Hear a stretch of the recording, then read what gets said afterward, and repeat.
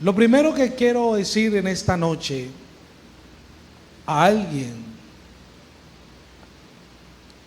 son las palabras del verso 1. No se preocupen.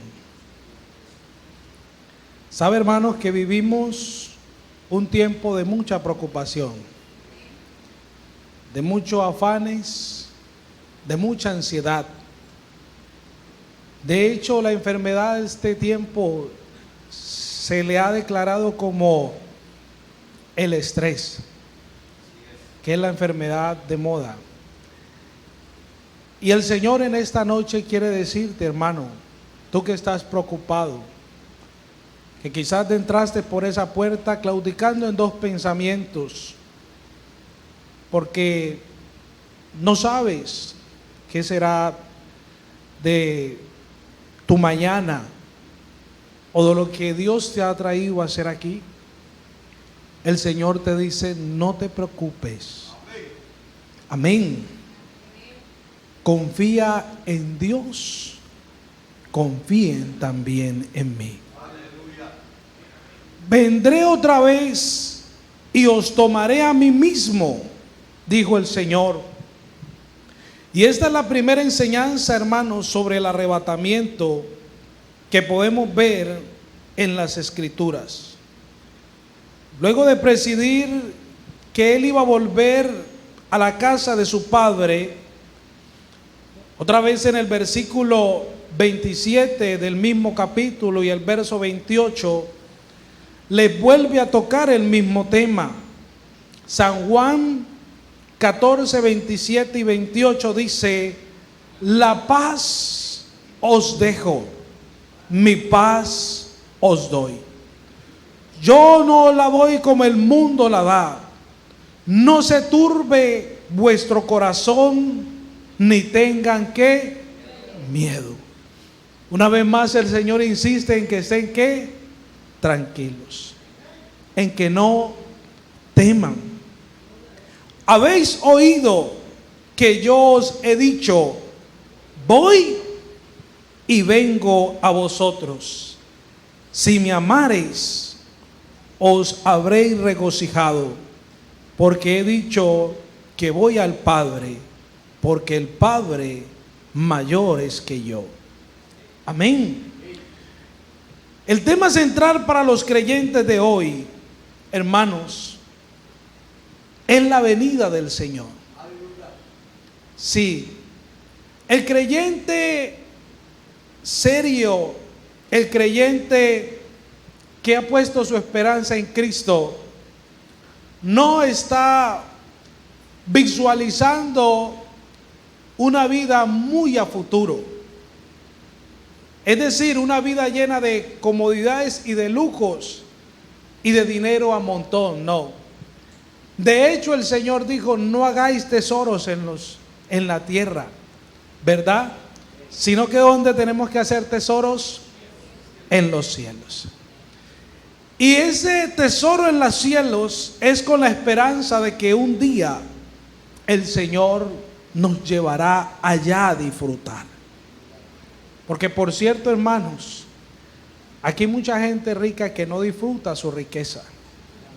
Amén. Porque de hecho las riquezas son engañosas. El engaño de las riquezas. Pero lo que usted y yo esperamos disfrutar allá, hermanos, ese será el verdadero gozo. Así que, como les decía, el tema central del creyente de hoy es la venida del Señor Jesucristo, que promete venir a buscar a los suyos. En lo que se conoce como el arrebatamiento o el rapto, el recogimiento o también el traslado de la iglesia. El Señor promete en el versículo 3 que Él iba a volver.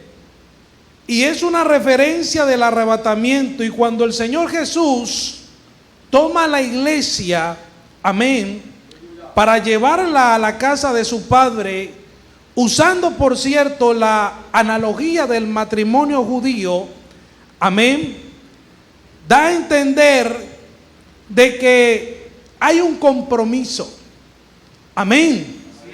Así como el novio se comprometía con la novia y le daba una dote, le daba una prenda, amén, el Señor se ha comprometido con nosotros, amén, y nos ha dado una dote, nos ha dado algo que nos ha comprometido con Él, amén. ¿Y qué es? El Espíritu Santo, amén. El Espíritu Santo que nos ha dado es la garantía, aleluya. Así como el novio le daba a la novia una prenda como garantía de que él iba a volver por ella, el Señor nos ha dado a nosotros el Espíritu Santo como garantía que va a volver, aleluya, por nosotros. Dele ese aplauso al Señor. La mayoría de los cristianos evangélicos están de acuerdo en cuanto a la venida del Señor Jesucristo, pero hay un desacuerdo sustancial sobre cuándo ocurrirá. Amén. Y quiero hablar de 3 teorías, de las cuales son las más dicientes en cuanto a este tema. Y una de ellas es la teoría del mitribulacionismo, que argumenta que el arrebatamiento ocurrirá a la mitad de la gran tribulación, es decir, que forzará a la iglesia a pasar 3 años y medio de la tribulación. Y que en el capítulo 6, cuando ya se empiecen los juicios y aparezca este caballo blanco, entonces la iglesia será arrebatada. Pero esto es una teoría llamada el mitribulacionismo. Amén. Nota, lo interesante de esto es que, hermanos, hay muchos creyentes pensando que la iglesia va a pasar por esto. Pero alabanzas sean dadas al Señor por estos programas tan hermosos que nos hacen llegar, como dice la Escritura, a la unidad de la fe y aclaran nuestro conocimiento en el Señor. El otro concepto o la otra teoría es el postribulacionismo, y enseña que el arrebatamiento será hasta el final de la gran tribulación.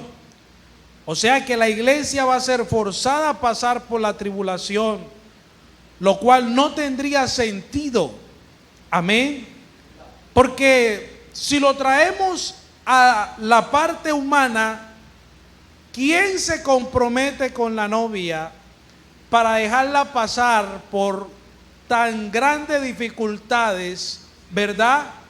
Para luego llevarla a una boda.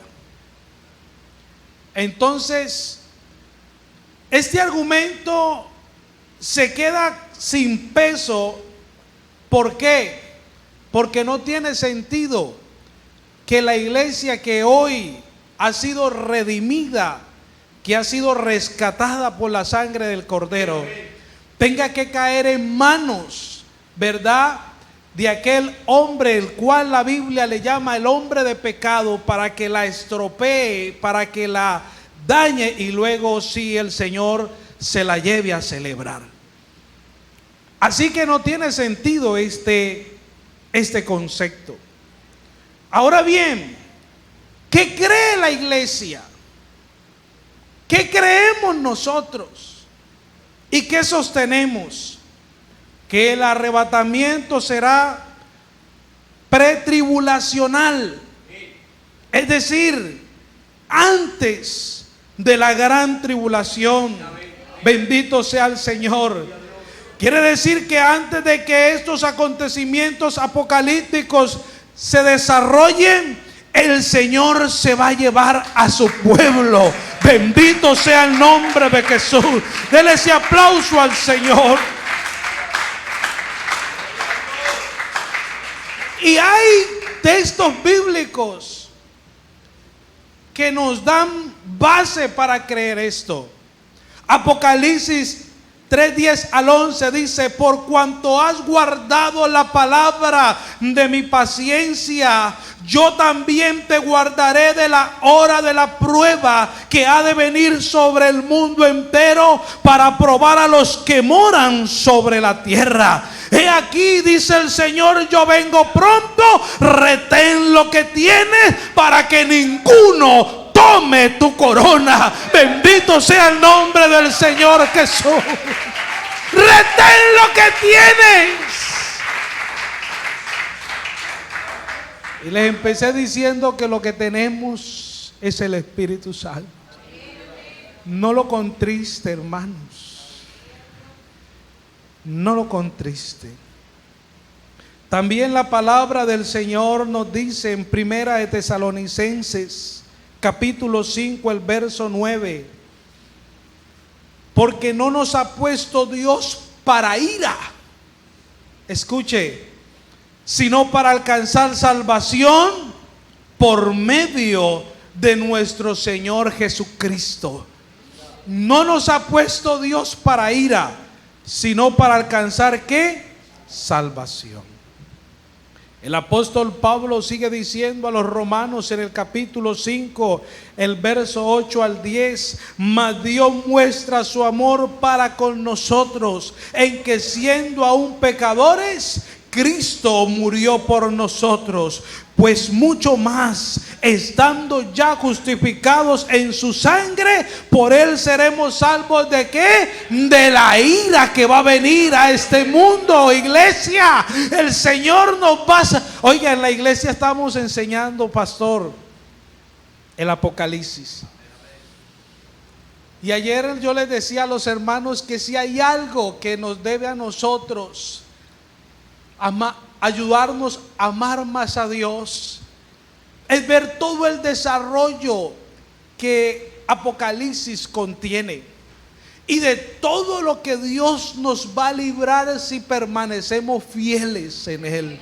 Amén. Y yo le decía a los hermanos, tenemos que amarlo. ¿Por qué? Porque Él nos ha dado la oportunidad, hermanos. Muchos de nosotros no merecíamos esta salvación, de la cual Juan dice que una salvación, perdón, el apóstol Pablo dice, tan grande.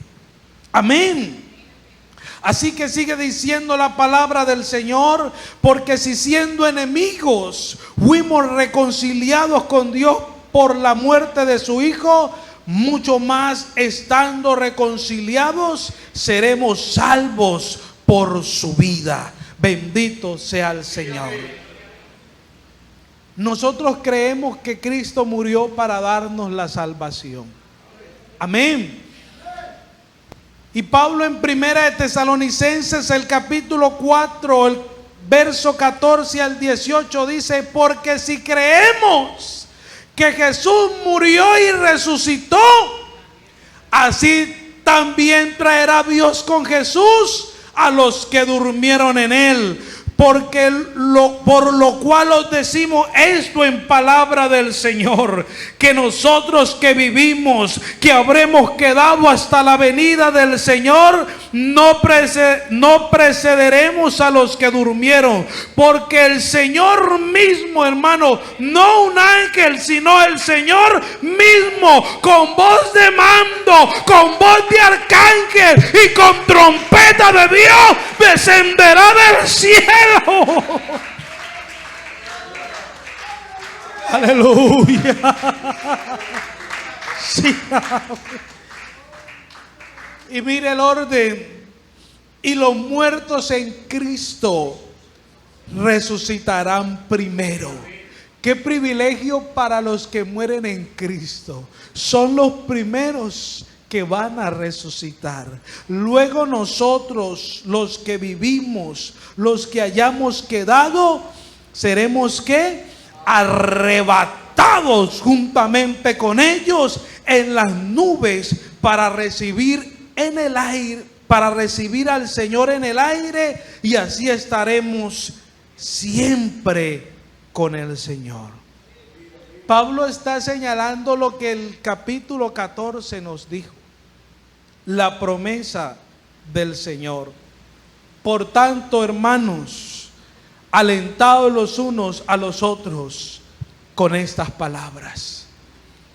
Es decir, aliéntese usted y a su hermano con esta esperanza gloriosa. Amén. Este es uno de los pasajes más importantes, hermanos, sobre el arrebatamiento.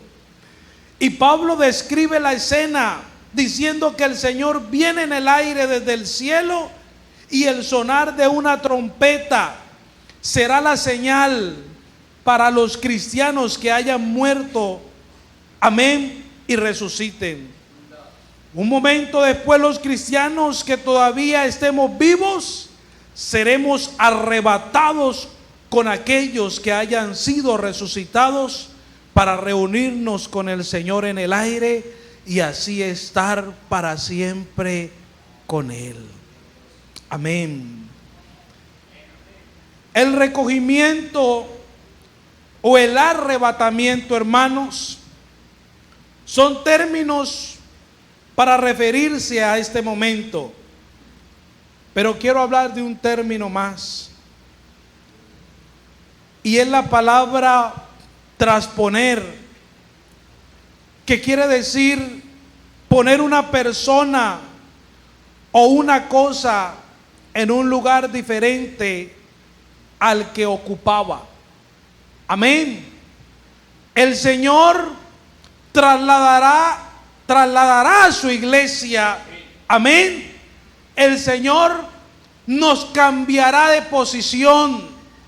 El Señor nos llevará a ese lugar prometido. Bendito sea el Señor. Y en el Antiguo Testamento, hermanos, encontramos un ejemplo que concierne a esto. ¿Y de quién podemos hablar o traer a colación en esta noche? Un personaje llamado Enoc. Amén. Enoc, dice la palabra de Dios, que fue ¿qué? Traspuesto. Aleluya. Bendito sea el Señor, para no ver ¿qué? Ver muerte. Enoc fue puesto en un lugar diferente. Dice Génesis capítulo 5, el verso 23 y 24. A mí esto me llena de emoción, hermano. Dice: y fueron todos los días de Noé 365 ¿qué? Años. Oiga, yo me detuve aquí, hermano, y pensaba 365 años. No. Porque luego dice el verso 24: caminó pues Enoc con Dios y desapareció porque se lo llevó Dios. Pero me detuve en ese 365. Y para mí empecé a hacer una comparación de cuántos días tiene el año. ¿Cuántos?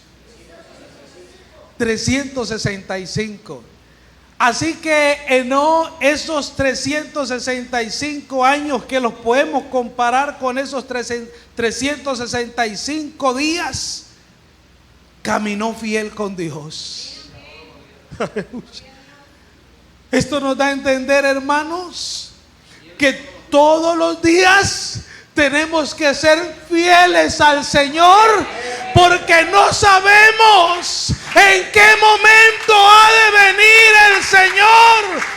Yo me imagino a Enoc caminando, aleluya.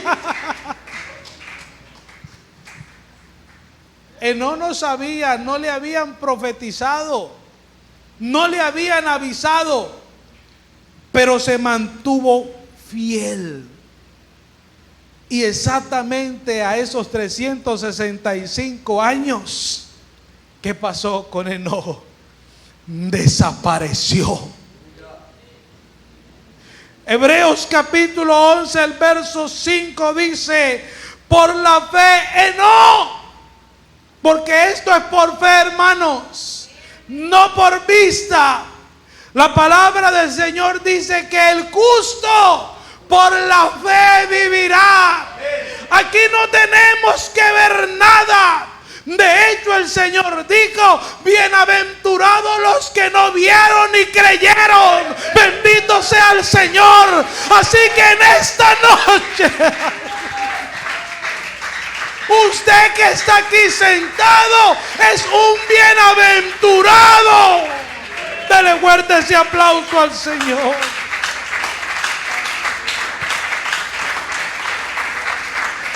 Aleluya.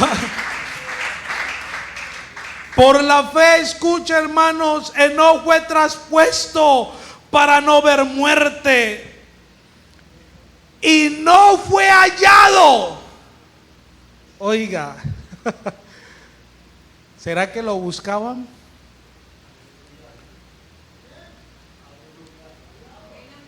Bendito sea el Señor. ¿Será que de pronto la gente de su tiempo diría: ¿qué se habrá hecho Enoc? Y lo fueron a buscar, permítame usar la imaginación, tal vez a su tienda. Lo llamaron: Enoc, te necesitamos, pero no estaba en la tienda. Tal vez lo fueron a buscar al campo Enoc y lo llamaban Enoc, pero tampoco lo hallaron en el campo. ¿Qué pasó con Enoc? Un día el mundo va a presenciar, iglesia, lo que presenciaron con Enoc. Alguien va a ir a tocar a tu puerta, vecina, pero no te va a encontrar. Alguien te va a esperar en el trabajo, pero no vas a regresar. ¿Por qué? Porque te has ido con el Señor.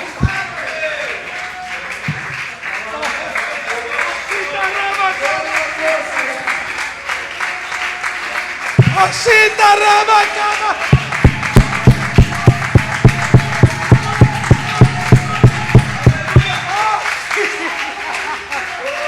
Aleluya.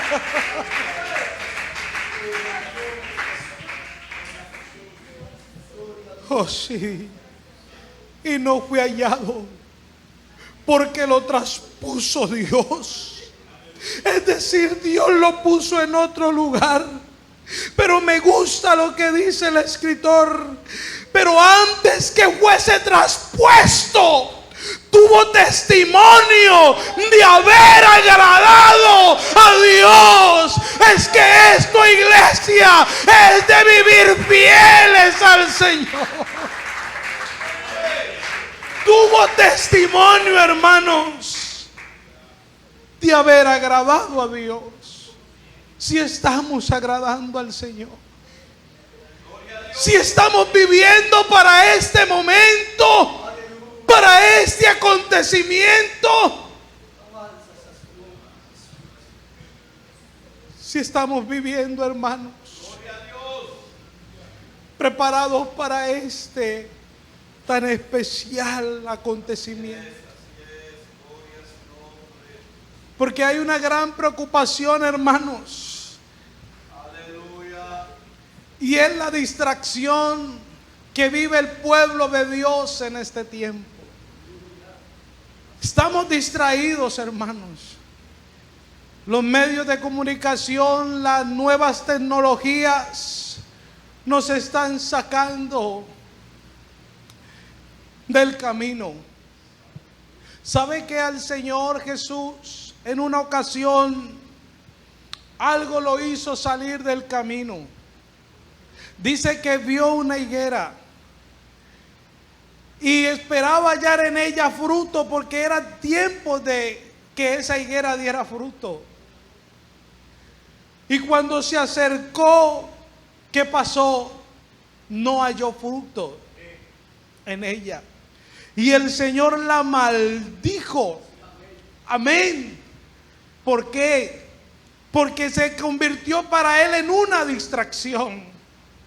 Y hay cosas que te están distrayendo y te están haciendo salir del camino.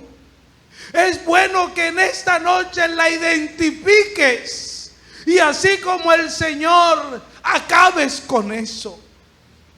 Porque de seguro, hermanos, no habrá oportunidad una vez el Señor venga. Enoc, en su tiempo, obviamente se enfrentó tal vez a distracciones, pero tenía en claro que había uno que había que obedecerle y vivir para él. El Señor mismo dijo: yo no te pido que los quites del mundo, pero sí que los guardes del mal. Hermano, tenemos que abrir los ojos del Espíritu y los oídos, amén, espirituales. Por varias razones, Enoc es un personaje que causa intriga en la profecía bíblica. Solo él y Noé son considerados como aquellos que caminaron con Dios. De Noé se dice: con Dios caminó Noé. Y de Enoc dice que caminó Enoc con Dios y desapareció. Desapareció porque le llevó Dios. Así que Enoc es un tipo de el arrebatamiento de la iglesia. El apóstol Pablo también en 1 Corintios 15, el capítulo 51 al 58 nos dice: he aquí os digo un misterio, no todos dormiremos, pero todos seremos transformados. En un momento, aleluya, en un abrir y cerrar de ojos. Y si hacemos el ejercicio en esta noche, hermanos, ¿qué demoramos nosotros en abrir y cerrar los ojos? Así que esto será en un instante, hermanos, en milésimas de segundos. Podemos estar aquí sentados y puede ocurrir en esta noche.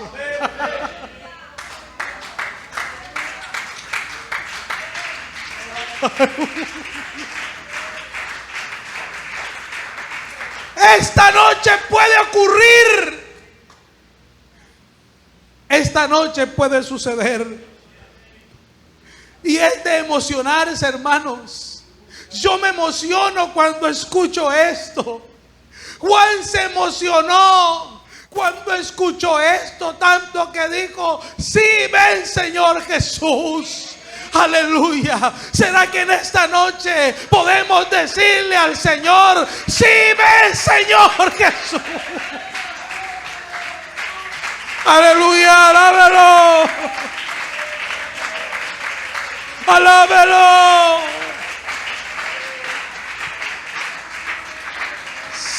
Sigue diciendo el apóstol: a la final trompeta. Es decir, él sabía que se iba a sonar una trompeta, pero esa trompeta no la va a escuchar todo el mundo, hermano. No. Déjeme aclararle esto. El mundo allá afuera, la gente que no teme a Dios, no va a escuchar esta trompeta. Esta trompeta solamente la escuchará la iglesia del Señor.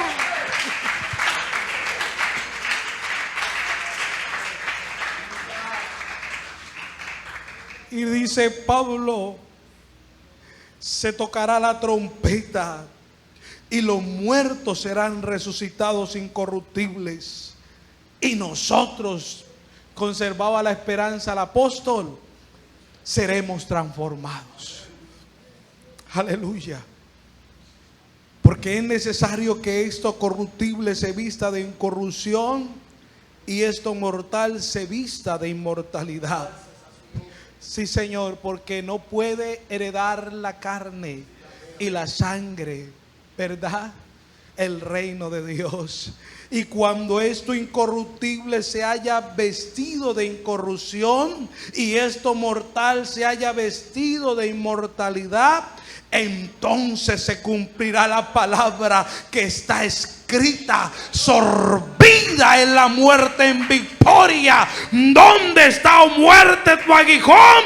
¿Y dónde, oh sepulcro, tu victoria? Ya que el aguijón de la muerte es el pecado y el poder del pecado la ley. Es decir, el pecado que a veces nos debilita y nos hace flaquear. Pero sigue diciendo: más gracias sean dadas a Dios, que nos da la victoria por medio de nuestro Señor Jesucristo. Aleluya. Así que, hermanos míos, está firmes y constantes, creciendo en la obra del Señor, siempre sabiendo que vuestro trabajo en el Señor no es en vano. Tenemos una recompensa de parte de Dios. Tenemos algo preparado allá en los cielos. Voy pues a preparar lugar.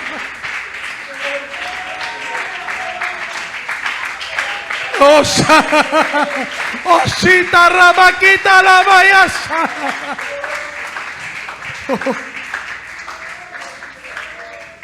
Aleluya.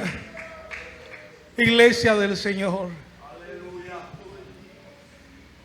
Nadie dijo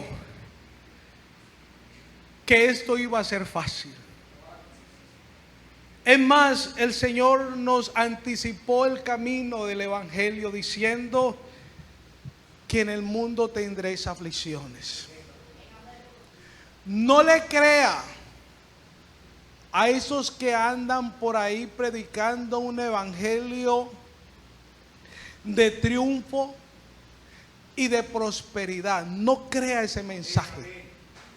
Ese no es el mensaje del evangelio. No siga a esos influencers que quieren levantarle el ánimo. No lo siga, hermano, no hay necesidad. No siga a esos personajes que hoy se hacen llamar los apóstoles de este tiempo. No los siga, por favor. No. Por ello muchos han abandonado el camino, porque a la primer prueba, a la primer dificultad, se van del Señor. Tampoco le predique a la gente que al llegar aquí se le van a acabar los problemas, porque no es verdad. Los problemas no se acaban.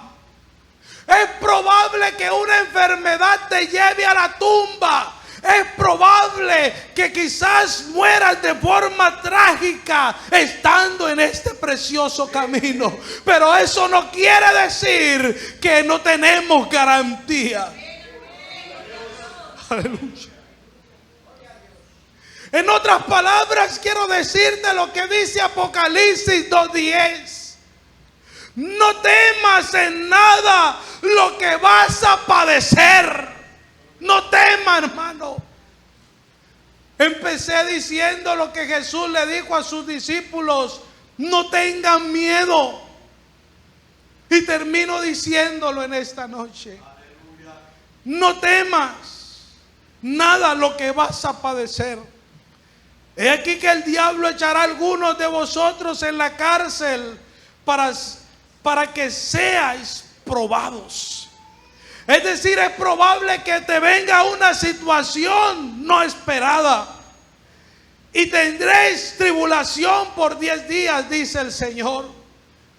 Pero me gusta lo que termina diciendo: pero sé fiel hasta la muerte, y yo te daré la corona de vida. Aleluya. No importa, iglesia. No importa. No importa, iglesia, que vengan las pruebas, que vengan las luchas. No importa que hoy estés pasando tu peor momento, no importa, no importa. No importa que las cosas no se te estén dando, no importa.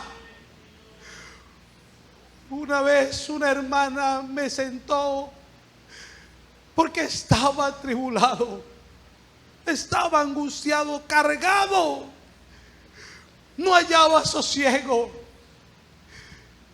Y ella me puso su mano en el hombro y me dijo: Leonardo, esté tranquilo, no tema, porque en cualquier momento, aleluya,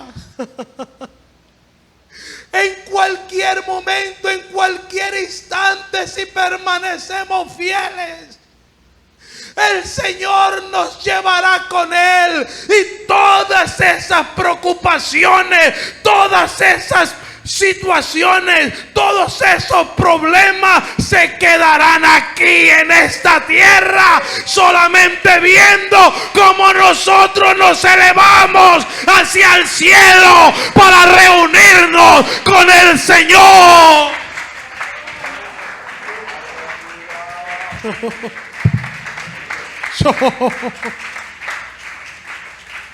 Termino con esto, hermanos. Antes de que Elías fuese arrebatado también por un carro de fuego, Elías vivió un mal momento. Y usted encuentra al profeta Elías por allá sentado debajo de un enebro, ansiando que morirse. Hermano, no se pueden tomar decisiones debajo del enebro. Es decir, cuando se está muy triste, angustiado y sin fuerzas, no se pueden tomar decisiones. Elías argumentaba en sus decisiones que él no era mejor que sus padres, que lo que merecía era morirse ya, que ya no tenía un ministerio para dar. Eso pensaba Elías, pero Dios estaba pensando otra cosa con Elías. Tal vez tú estés pensando para tus adentros que ya no tienes nada más que dar, que ya Dios contigo no tiene planes, y esos son tus argumentos. Pero Dios está pensando otra cosa contigo. Cuando Elías pensó que hasta ahí le iban a llegar sus fuerzas, Dios le preparó una provisión para que retomara la fuerza, y le envió a Elías pan y agua, diciendo: Elías, come y bebe, porque largo camino te resta. ¿Sabe qué te quiero decir en esta noche, mi hermano?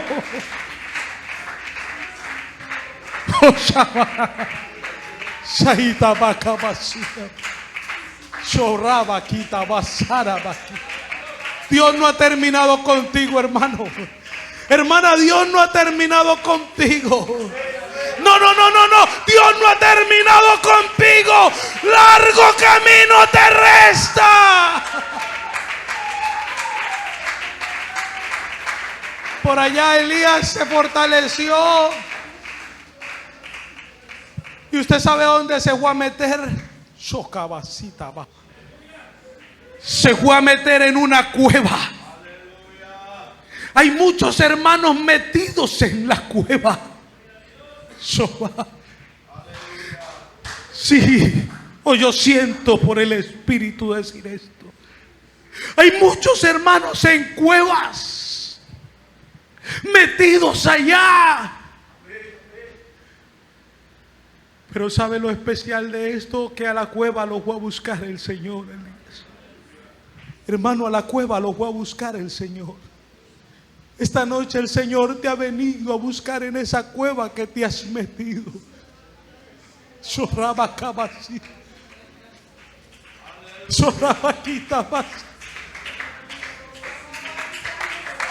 Osita rabaquita la vaya sarabacaba.